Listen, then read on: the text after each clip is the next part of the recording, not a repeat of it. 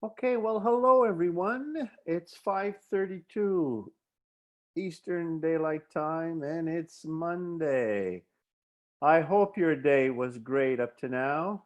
In case it wasn't, well, I hope the rest of your day and your evening will be great and that you'll have a magnificent week. Welcome to your webinar today on mental health strategies, coping strategies during COVID-19. Let us say that it's these mental health and well-being coping strategies will help you no matter what, not just for COVID-19.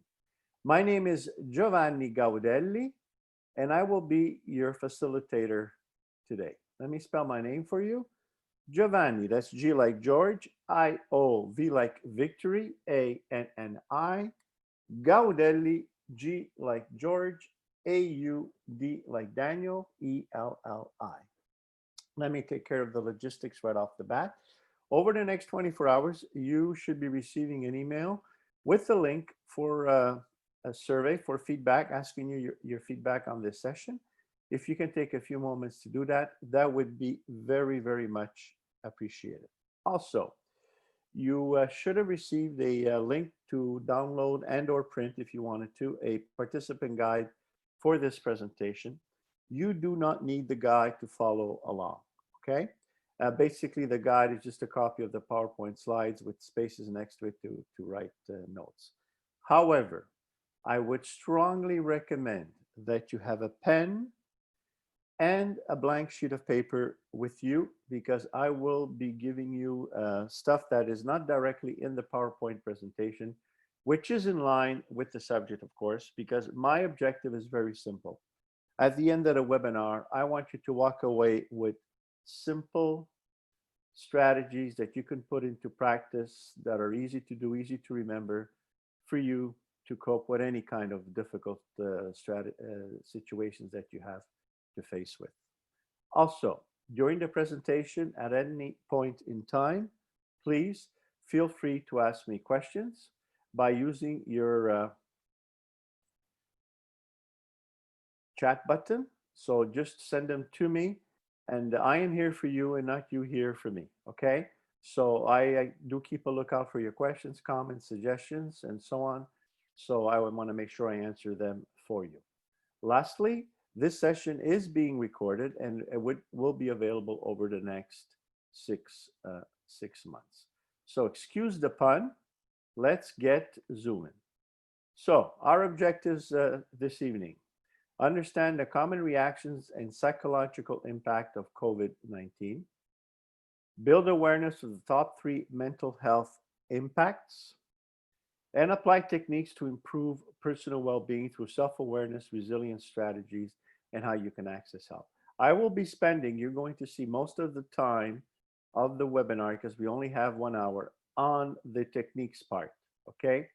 The reactions and the statistics and everything, they're important, but I think you already probably know them.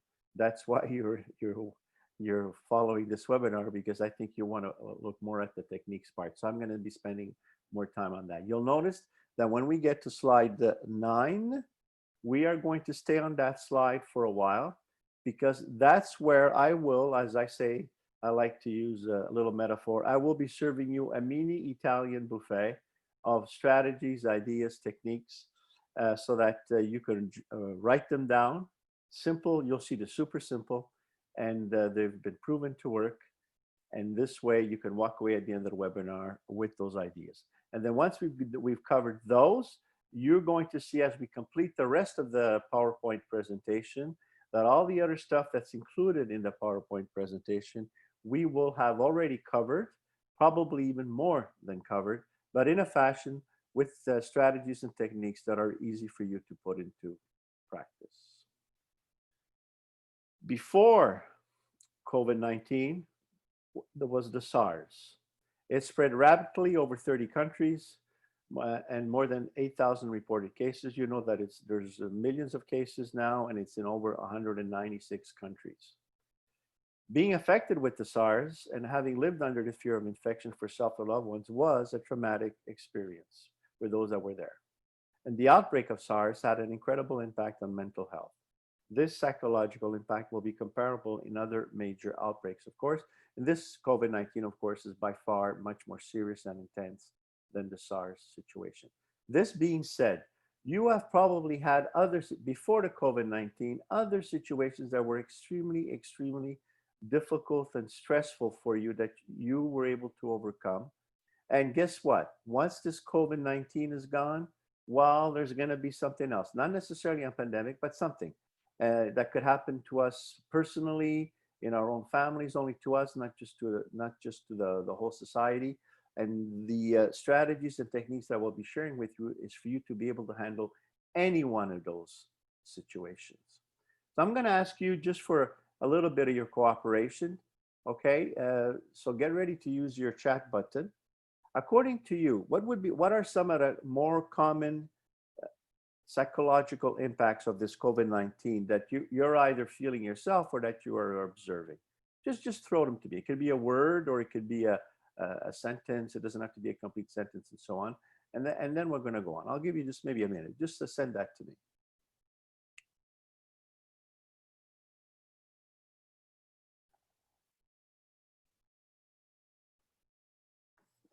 It's beautiful.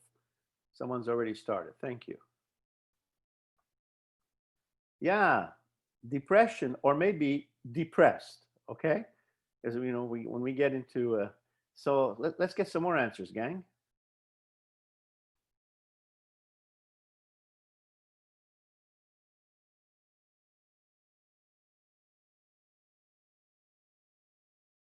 Come on.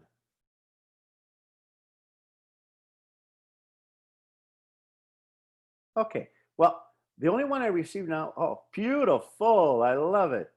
I'm getting some more. Feeling of helplessness. Eh? All right. So the bottom line here, yeah, upset that I cannot or I can to visit. Well, I guess that I cannot visit my mom like I used to. Uncertainties. Yeah, absolutely.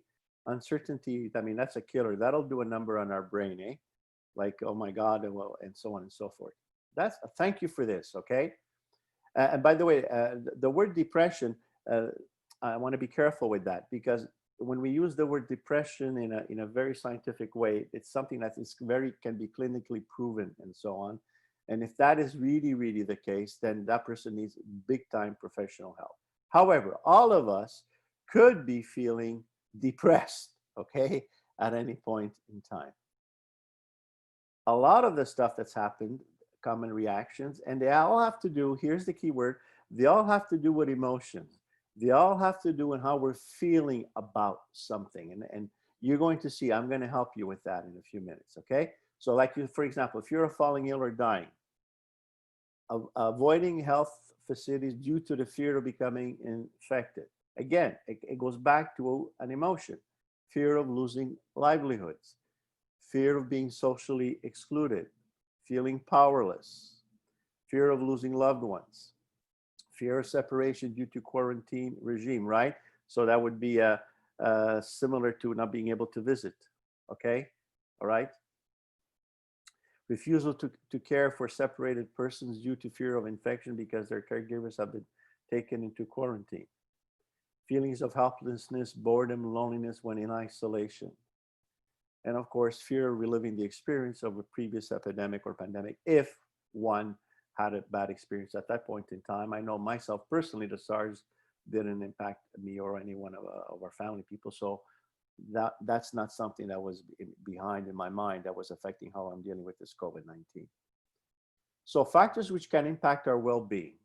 There's the risk factors and the protective factors, okay? I'm gonna help you with the protective stuff, okay? The risk ones is lack of self-awareness, using poor coping and resilience techniques, stigmas, social distancing, in other words, not social distancing, and of course, social isolation, you're isolating yourself, and maybe some substance use.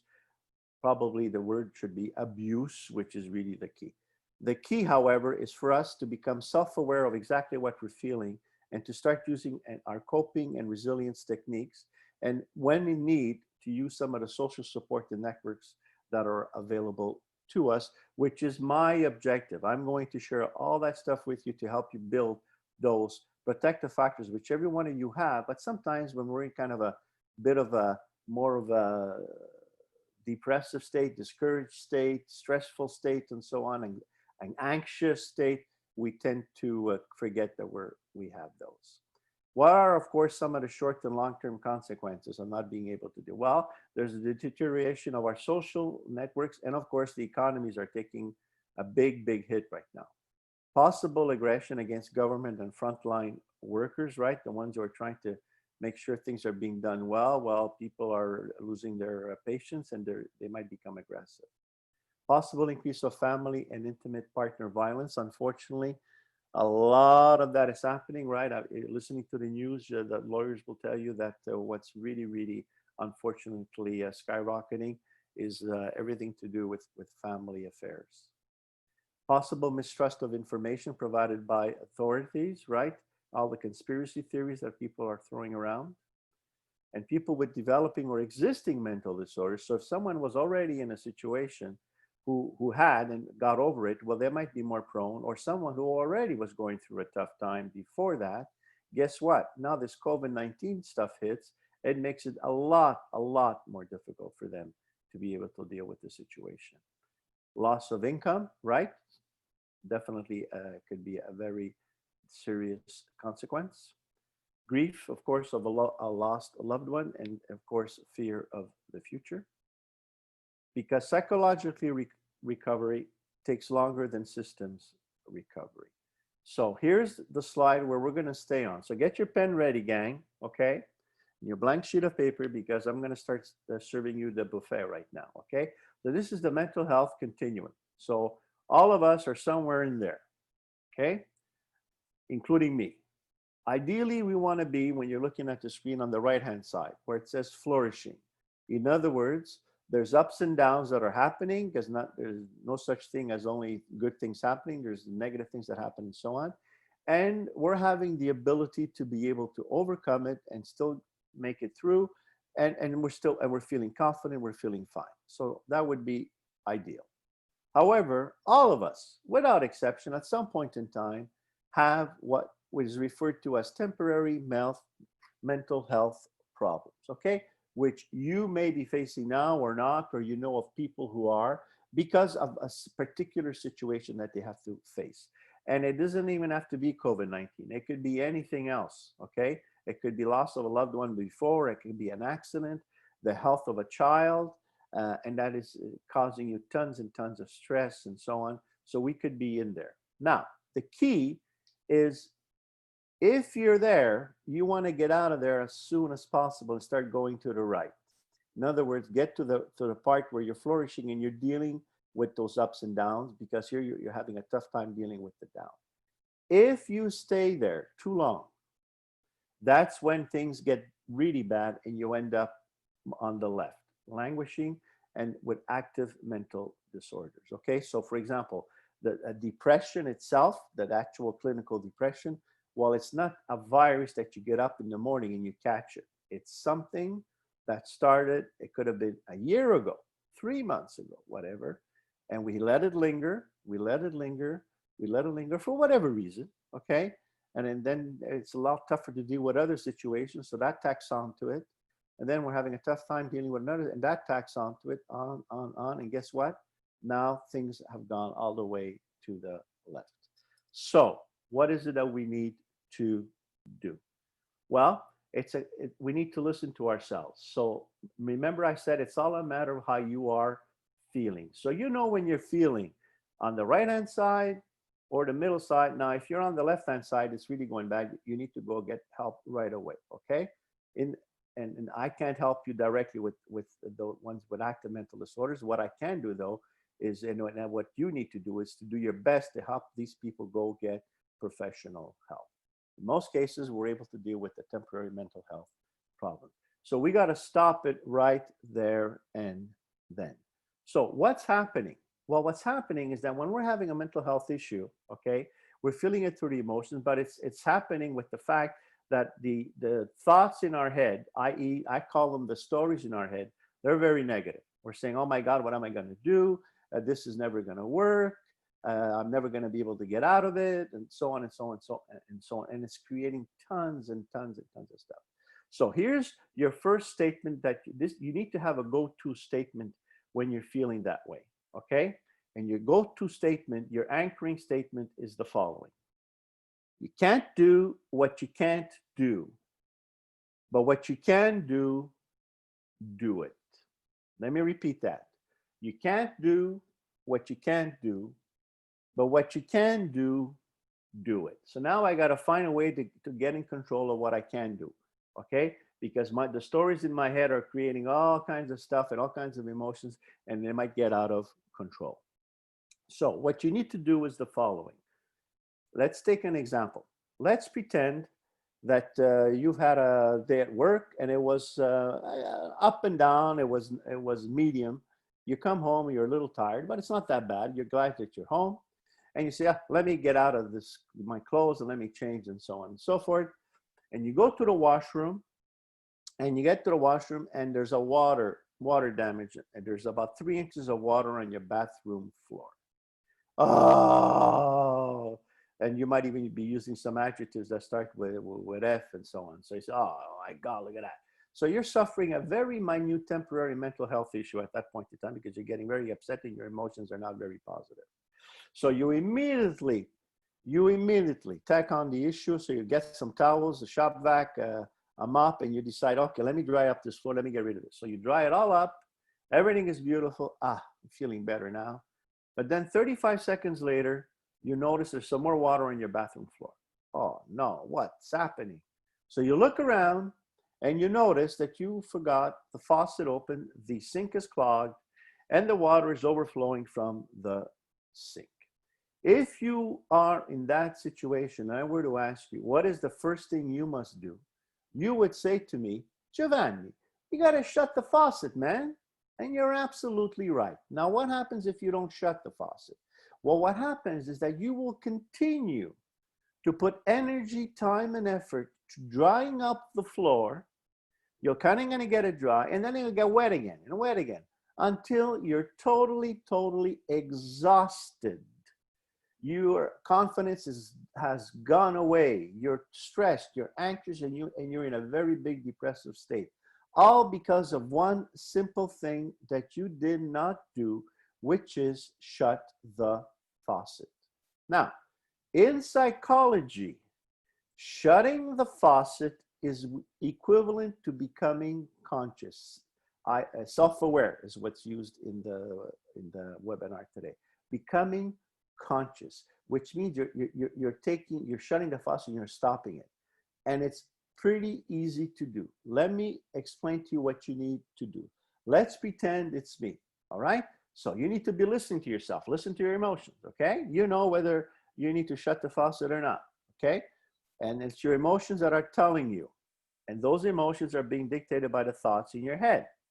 So what you need to do are two things. The first thing you do is you say your name out loud, not loudly, just out loud. And then you take 2 beautiful deep breaths. So let's pretend it's me. What I would do is the following. I'm in that situation. I know I got to shut the faucet because I'm feeling it. I'm anxious, out of control. I'm upset. I'm frustrated. You name it. Okay? So I would go, Giovanni, and then I take 2 deep breaths. And you breathe in from the nose. You fill your diaphragm in your lungs, and you slowly exhale. And one more. Breathe in from the nose. Fill your diaphragm in your lungs. Then slowly exhale. Now, we haven't fixed any problem yet, but we've done the most important thing, which is we have shut the faucet. We have become conscious. And let me explain to you scientifically what's happening here, okay? So I'm going to ask you questions. I'll answer them for you just because of the time factor. You're going to see it's super easy. If I were to ask you, have you ever heard of Google? You're going to say, yes, I have, Giovanni. And then if I were to ask you, well, what is Google? You're going to say, well, Google is a research engine. Exactly. And then if I were to ask you, what does it research? You're going to say, well, it researches whatever I ask it. Exactly. And does it place any judgment on what you're researching? Absolutely not. Good. And if I were to ask you, what is the first ever original Google that ever existed? You're going to give me all kinds of answers. You might say, well, the encyclopedia, the library, so on and so forth. I'm going to say, no, before that, and so on. Well, the answer is it's our brain. Our brain is the first ever original, authentic Google that ever existed. And it functions exactly like Google, because Google, that's exactly what it is. It's artificial intelligence. It's just that it's much more powerful, okay? But it works the same way. In other words, it works according to the question we ask it, the mandate that we have, okay? Now, when we are in our negative emotional state, where we're in the middle there, okay? What happens is when we say our name, what we're doing is we're shutting the file that's actually playing those negative thoughts. We haven't fixed it, but at least we've shut it, okay? For example, let's pretend you have one of those Google contraptions. There's the one from Google Home, the one from Apple is called Siri. Then you have the one from Amazon Echo, which is called Alexa. Let's pretend Alexa is playing some music that you're just fed up of. You can't take it anymore. So what do? You say, Alexa. As soon as you say Alexa, what does Alexa do? That's right. Stops. In other words, it shuts the file that was playing that music, and it is now ready to receive the next mandate. That's exactly what our brain does too. And I'm sure you can remember when you were in high school, when the teacher is teaching and the students are there, and there's one student not paying attention, the teacher notices the student. Student's name is Giovanni, so the student sees him and says, Giovanni.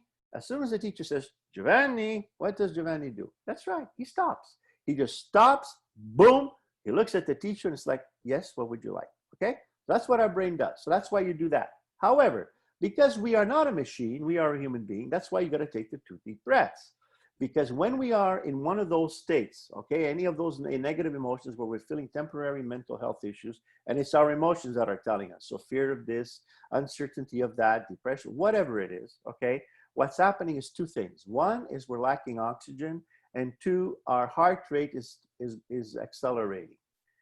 By taking those 2 deep breaths, what that does is that oxygenates all your system, and it slows down your cardiac rhythm, okay? So we've shut the faucet. So we're conscious. So now you're conscious. Here's the next thing you do now, okay? So you become conscious, and now you got to work with questions to your brain because you've shut the file. So I've shut the file. I send my name, Giovanni. I take my 2 deep breaths, and I say, okay, what's my objective? You see, just ask the question to your brain.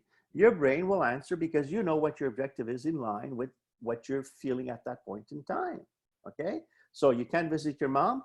Okay, what's my objective? Well, your objective might be, okay, well, how can I still connect with my mom and find a way to connect with her even though I can't see her? What is it that I can do now that I can't, whatever, okay? Because our anchor statement, can't do what you can't do, but what you can do, do it, okay? So once you've identified your objective, okay, and it could be in anything. It doesn't have to be with this COVID stuff, all right? It could be at work. You have a situation, you're totally stressed, you're very anxious because you got to prepare something and it's creating all kinds of stress in you and so on. Boom, you say your name out loud, take your deep breaths. Okay, what's my objective? So you identify your objective. Then you ask the other question in line with your objective. It's very simple. What is it that I can do to? And of course, you fill the blank in with your objective, right? What is it that I can do to still be able to connect with my mom and make her feel good, even though I am not allowed to go visit her? Okay? So you just throw the question to your brain. Now, what's happening? Right off the bat, your emotions are starting to feel better. You're starting to calm down.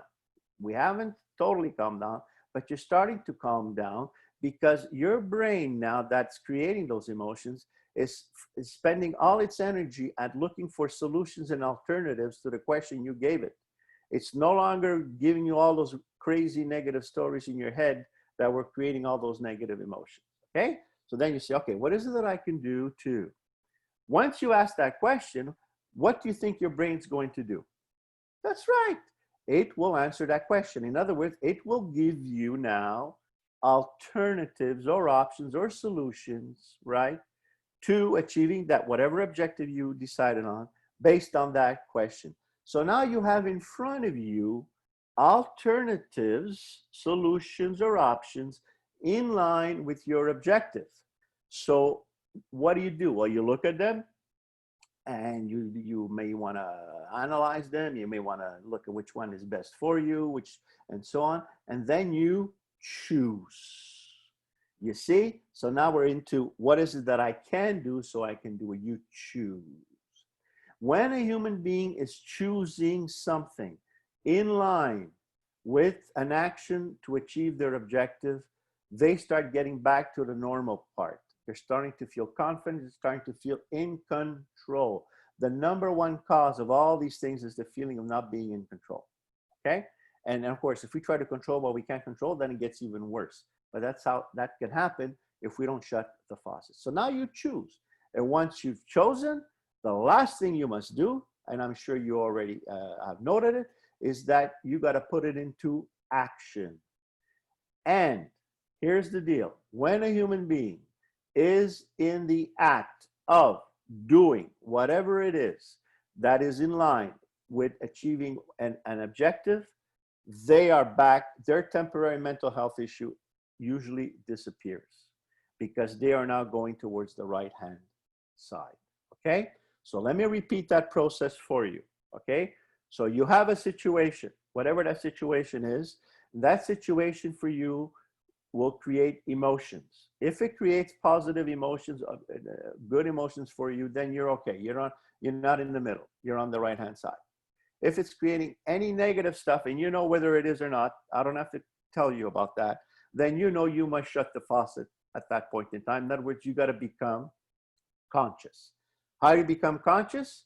Say your name out loud and take 2 deep breaths. And then you ask yourself this question, because now you've shut the faucet, now you got to get your brain going. And you say, okay, what's my objective? But you see, if you say, what's my objective, while you're totally stressed, you might not even figure out your objective. You might even think it's impossible to achieve. That's why you got to shut the faucet first. Okay, that's so important. And when you've done that, what's happening now is you are now tapping into your resilience resources that you have always had and still have, but felt you lost because of the emotional state that you were in, okay? And depressive states, what is that? Well, that's the feeling that I have, there's nothing that I can do. But it's just a feeling. It's not true that there's nothing you can do. It's just that you've lost the connection. How do you get the connection back to your resilience resources? First thing is shut the faucet. Yeah, gang, I'm repeating, I'm sorry, but I'm repeating because I love you, not because I think you didn't understand, okay? I want it to be sunk in at the end of the webinar that you know that the first important thing is that. So then you say, what's my objective? So then you've identified what your objective is. Then you say, okay, what is it that I can do to, boom, to whatever, to achieve that? And that your brain will automatically, you know, when you do a brainstorming session, guess what you're doing? That's exactly what you're doing, okay? Brainstorming is Googling in our brain. That's what it is, all right? But you got to put yourself in that state to do it. Otherwise, you won't do it on your own, because when you're in a state of anxiety or fear or whatever, you're having a tough time doing that. So you got to shut the faucet. So you throw the question to your brain will then give you alternatives, options, or solutions. You have them. And then what do? Your next step, then you choose, and then you put it into action, okay? So there's your model, your go-to model for no matter what situation you're facing, COVID-19, whatever, okay? That's creating for you a temporary mental health issue. There you go. Number one, shut the faucet, become conscious. Then start tapping into your resilience resources by asking the question, what's my objective? What is it that I can do to, right? And your brain will automatically develop. Now, you can do it with a colleague. You can do it with a family member together. Honey, okay, all right. What is it that we can do too? And together you come up with ideas and so on, but you're focusing on what you can control and not on what you cannot control, okay? So that's step one. Next thing I want you to do, I want you to get used to these 4 words. I need your help, okay? Too many people are afraid to say those 4 words, and it makes it worse for them. You are allowed to be in a state of anxiety or stress or depressive state or lack of confidence. You're allowed. Just ask someone for help. I need your help. And here's the good news. When you ask someone for help, you're doing them a favor. Why? because you're making them feel good. You're bringing up their self-esteem. You're secreting serotonin in their system because that's the good humor hormone. So they're feeling good about themselves. You are building up their credibility. Okay. It's, by the way, a tremendous way to start a conversation. When you have a difficult conversation that you need to start with someone, let me tell you, start with those 4 words. With your kids, for example, things are going well, you just go see your kid, Giovanni, I need your help. As opposed to, Giovanni, look, you see now, and we're just going to make it worse. Now, I don't got time to go into all the other, but I need your help. Please get used to that. Say those 4 words. Go ask a colleague. Go ask someone. Okay? It's free and it's simple to do. The complementary to I need your help is, how can I help? In other words, you've noticed that your friend or a family member, whatever, is having a bit of a tough time. You share it with them. You help them become conscious of the situation, right? Because you want to help them through the same process. So you make them conscious of what you've observed, all right? And then you say, okay, how can I help? All right? Not can I help? See, can I help is like, oh no, it's fine. I don't need any help. How can I help is a different question you're sending to their brain. So their brain is gonna Google that question. They're gonna say, how? Oh, okay, let me see how he can help me. As opposed to, can I help you? No. Okay? So I need your help. How can I help?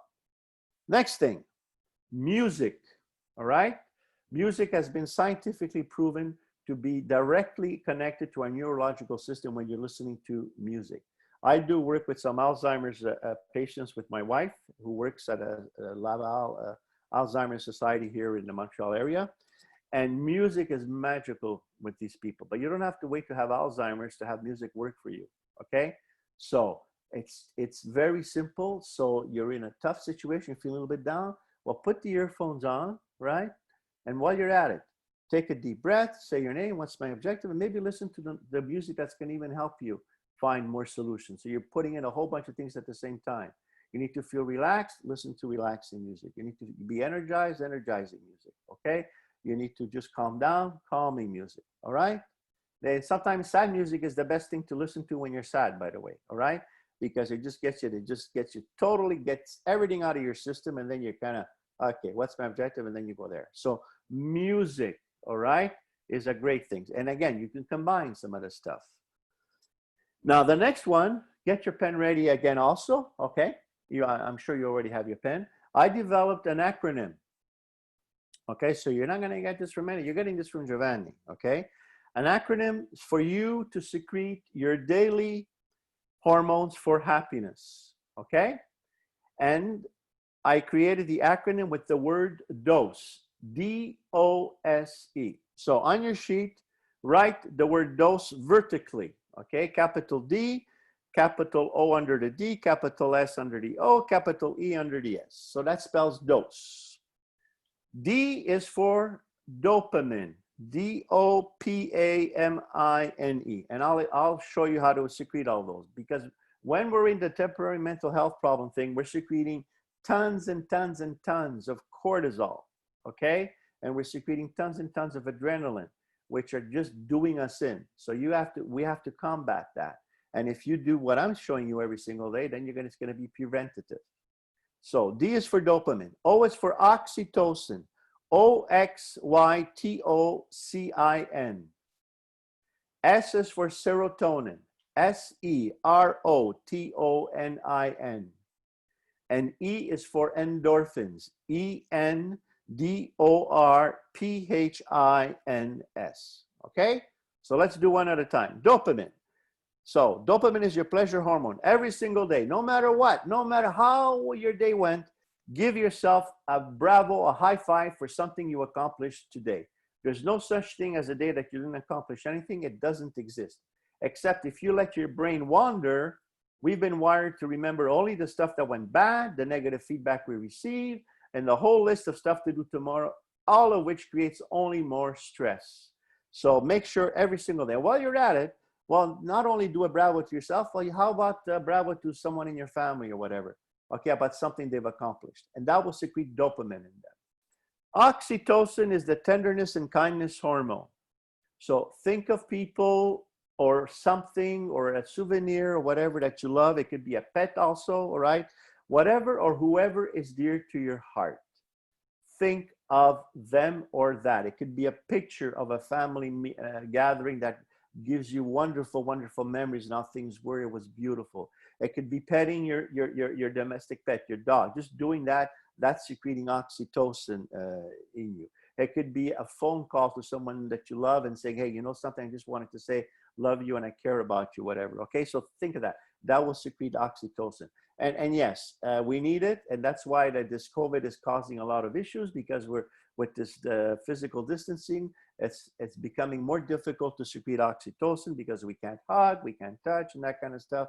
So you got to find other ways. Okay, so that's for oxytocin. Serotonin, the good humor hormone. So every day, practice gratitude once a day. Take 2 seconds, 5 seconds to take the time to appreciate and thank life or someone.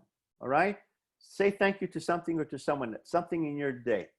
You're already doing some of that right now. If you are, continue. If you're not, start. I do that every single day. Okay, and of course, last but not least, endorphins, happiness hormone. Move, walk, run, jump, dance, laugh. It's anything to do with movement will secrete endorphins in you. And that's why when people go to the gym, they feel great after, because they've done a lot of, they've done a bit of running, jumping, and so on. So you can go for a nice walk. Maybe while you're going for your walk, you put on the iPod and you're listening to some nice music. So that's secreting also some nice hormones. And while you're walking, you're giving yourself a high five and a bravo for something you've accomplished. You're thinking of someone you love. You're secreting oxytocin, right? And yet you're also thanking. Isn't that great? Okay, so that's your dose of daily happiness hormones. This is a gift I'm giving you. I developed this acronym, and you're probably not gonna, you will have heard of these hormones, but no one would put it in as an acronym as I did for you. And last but not least in my buffet, I call it buddying up, okay? What do I mean by that? What I mean by that is I want you to think of someone, okay, that you know or even don't know, that to you is someone that exhibits and that models resilience, okay? So it could be someone in history that you've studied that is a model to you. It could be a coach, a mentor. It could be a family member, whoever, okay? That for you resembles, models resilience. To say, oh yeah, that person, man, yeah. I mean, Ray Charles, for him to be able to become what he became by being blind, being black during that period and so on, wow, okay? And here's what you do. You choose who your buddy is going to be, all right? You don't even have to tell them. You just choose.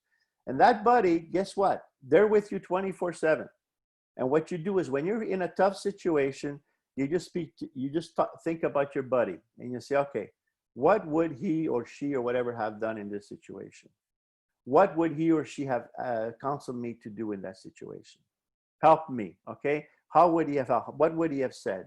So I have access to this person constantly, no matter what. That's your buddy. Let me share with you who I buddy up with. I buddy up with my parents, okay? Who are both deceased right now, but my parents immigrated from Italy right after the war, literally with a suitcase and a few dollars in their pocket, okay? In a time in Canada here where there were no social benefits, nothing, no Medicare, no nothing, and so on. And I can tell you that I never, ever heard my parents at the kitchen table complain. Now, doesn't mean they never complained, but I never heard them. Never, okay?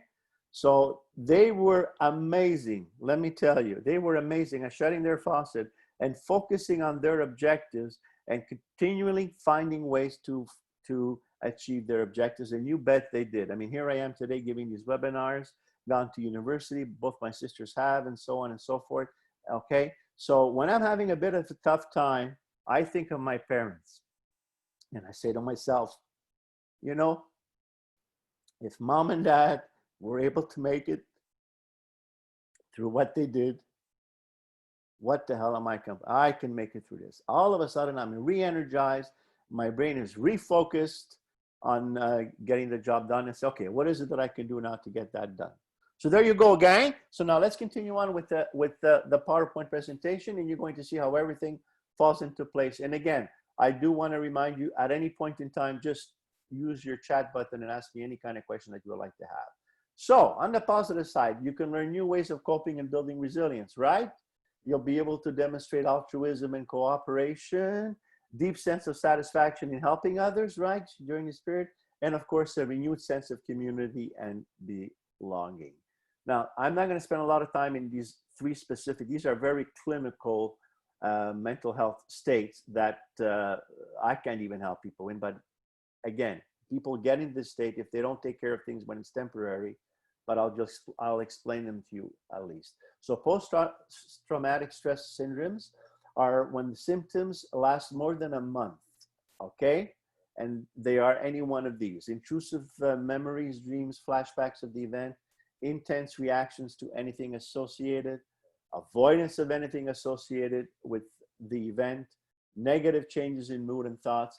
Basically, if you're in touch and sensitive to the people around you, okay, well, you're going to know that maybe there's something wrong. You might not be able to identify what it is. So you're going to start off by having a conversation with them, having them become conscious, offering your help, have them think of solutions. And if you see that they need help, then the next best thing that you do is you got to find a way. And the way I refer to it is you want to pave a beautiful, beautiful highway, smooth asphalt with a red carpet over it to make it as easy as possible for this person to go ask and get some help. So you may want to accompany them. You may want to make the phone call for them. You may want to Google for them and give them stuff, whatever it is, to make it as easy as possible for them to go get help. What it looks like in the workplace for people with post-traumatic stress syndrome: living through this COVID-19 has been intensely nerve-wracking. I feel safest at home. I keep reliving moments. In other words, what's happening with this person? You see her thoughts? So she would be having emotions that are creating negative emotions. So what would she need to do? That's right. Shut the faucet and then say, okay, what's my objective? What is it I want to achieve? What is it that I can do to achieve that? Boom. And she starts tapping into resilience resources. Generalized anxiety disorder. This is where 3 or more symptoms are lasting at least 6 months or more. Again, this is very clinical stuff. That's why I spent all the time before and all the other stuff, because none of us are going to be able to become experts on this. There are experts that are able to deal with that. Excessive worry and anxiety about a number of different things. So again, any 3 or more. Cannot control feeling worried or anxious. So if you happen to be in that situation, use those 4 words. I need your help. So go get help, okay? Restlessness or feeling keyed up or on edge, being easily fatigued, difficulty concentrating or mind going blank, irritability, muscle tension, and of course, can't sleep, sleep disturbance, difficult falling asleep, restlessness, unsatisfying sleep, and so on. Or you can't sleep and then you fall asleep during the day and so on. So it looks like this. I feel anxious and worried about many things. I feel out of control, restless and on the edge. I am distracted. I never experienced this before, but now I am tense all the time and lacking patience. So the first thing we got to help this person to do, okay, if they were in the webinar, they know that they would have to shut their faucet. Boom. Okay. I'm conscious. I've calmed down. Okay, what's my objective? Start tapping into your resilience resources and then pick and choose. And maybe it might be, I'm going to ask for help. I'm going to go get help. Okay. Depressive disorders, major depressive disorders, 5 or more symptoms lasting 2 weeks or more.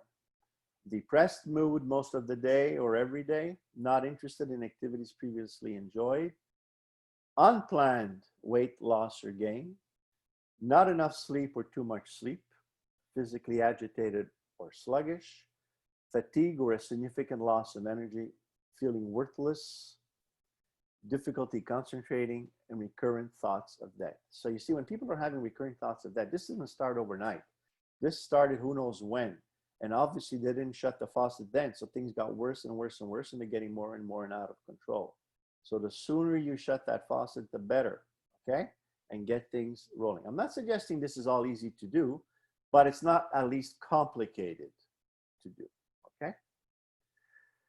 So what would it look like? I felt sad and hopeless in the past since COVID-19, but it could be anything. It doesn't have to be COVID-19, okay? I have almost no energy or enthusiasm. Why can't I just pull myself together? Okay, so take it 2 deep breaths, say your names. What's my objective over here? Okay. And then that might help. If not, they got to use those 4 words. I need your help. So look at all the stuff that we've already covered. Self-awareness is what? Is becoming conscious. Using good resilience strategies. Well, guess what? You already have the good resilience strategies in one of the files in your brain. You just have to tap into them because you've already been resilient over time. It's just that if you're not connecting with your resilience resource file in your brain, then you think that you're not resilient, but you are, okay? And that's how you're gonna be able to use good resilience strategy. And if necessary, access some help, either some social support, a friend, a colleague, or so on, or some networks, okay?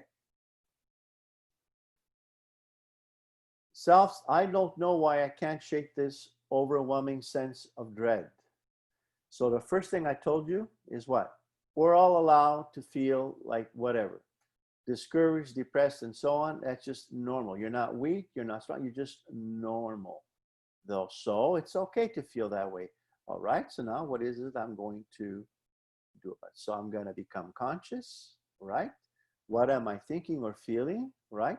So you're becoming conscious, and then you're going to focus on your objective. So I'm having you focus on your objective, even better. So you're actually going ahead rather than saying, okay, what am I thinking? You know that there's something thinking that's making you feel this way. Start focusing on your objective right away.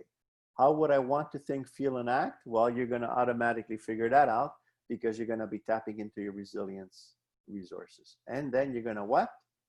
Take action. What do I need to do? You will have Googled that to your brain. Your brain will have given you options. You will have chosen and you will have acted on them. So look at this.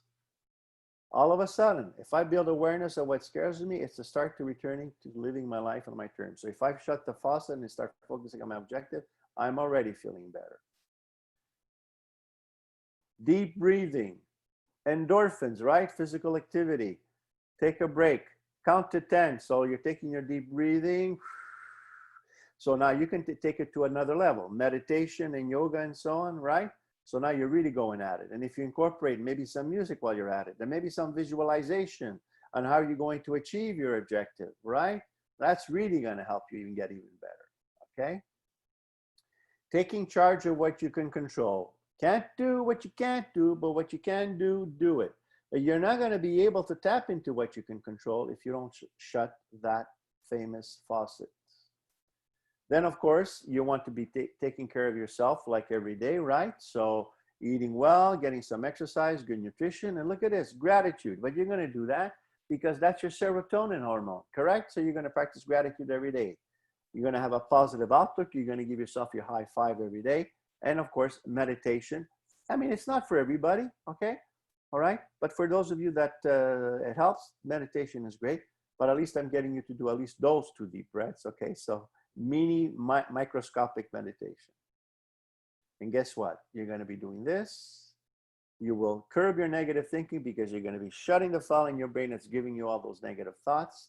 And you're going to be tapping into your resilience resources, which is going to change those negative thoughts into thoughts that are making you feel in control and empowered. And of course, you will practice gratitude, correct? Right? Your great serotonin, because that's part of your daily dose of happiness hormones. And you'll be able to build resilience irrelevant of COVID-19 and any particular thing. Now, there's stuff available to you, okay? So you can access help through social support and networks. So there's stuff available on the internet, stuff in your community. Please Google or ask someone for help. They will be able to help you, okay? Technology is going to help you connect with people, correct? That you weren't able to connect before. So especially now people have been using it a lot. This webinar itself is an example of stuff that is being done today more and more of, so people can be connected and get help and so on and so forth. Emotional support through your social network, right? And get some practical help from them also. So if you've decided that you're going to say those magical 4 words, I need your help, you're going to call whoever and you're going to say, I need your help. I've been struggling with. So you share with them your issue, and then you're going to ask for their help to help you. Personal resources available to you, family, friends, your doctor, of course, very important. Let's not forget about him or her, because sometimes we might be actually having a chemical imbalance in us, and they're the only ones that can tell us with that, or we might be suffering from some kind of new disease or illness that we didn't have before, like high blood pressure. You never thought you had it, now you have it. So that's going to be important. a therapist, a mentor, a spiritual advisor. And of course, in your community, there's mental health associations specific to your city and or province that you can Google and check, call, and the people there are amazing. I know my wife helps tons of people, okay? They call the society and say, listen, my husband this or my wife that, and so on. And she gives them little strategies and so on to help deal with those situations with people that are affected with Alzheimer's and so on. So there's wonderful resources available in your community. So in summary, we looked at some of the statistics and how COVID-19, this particular pandemic, has people experiencing stress, fear, anger, and all that other stuff. But it didn't have to be COVID-19. Other situations could have done the same thing. Sometimes people who persist in a traumatized state are at risk for their mental health. So we want to get out of that temporary mental health situation as quickly as we can. And in some cases, some people have a difficult time to get out of that. And so they're going to be suffering something much more serious. And so they're going to have to get some professional help. And our job is, if we do see that, let's find a way to help them make it as easy as possible, have that beautiful paved asphalted highway with a red carpet on it to make it as easy as possible for them to go and get help. We want to be self-aware, so we're going to become conscious. We're going to be shutting our faucet. We're going to tap into our resilience resources, and when necessary, ask for help socially or through our network. I did mention to you that you're going to receive an email over the next 24 hours asking you to complete an online survey for your feedback. If you can take a few minutes to do that, that would be very, very much appreciated. There's still about 5 minutes left, so I'm going to stay online here, gang. For those of you that leave, allow me to say thank you to you, and I hope that you're walking away with value vis-a-vis today's session, and that you're going to continue to be the extremely wonderful, resilient person that you are. But I will stay online if people have any other questions and so on, or comments and whatever, for the next few minutes. And then when there are no more questions or whatever, I will close the webinar. Take care, gang, and allow me to give you a beautiful, big virtual hug.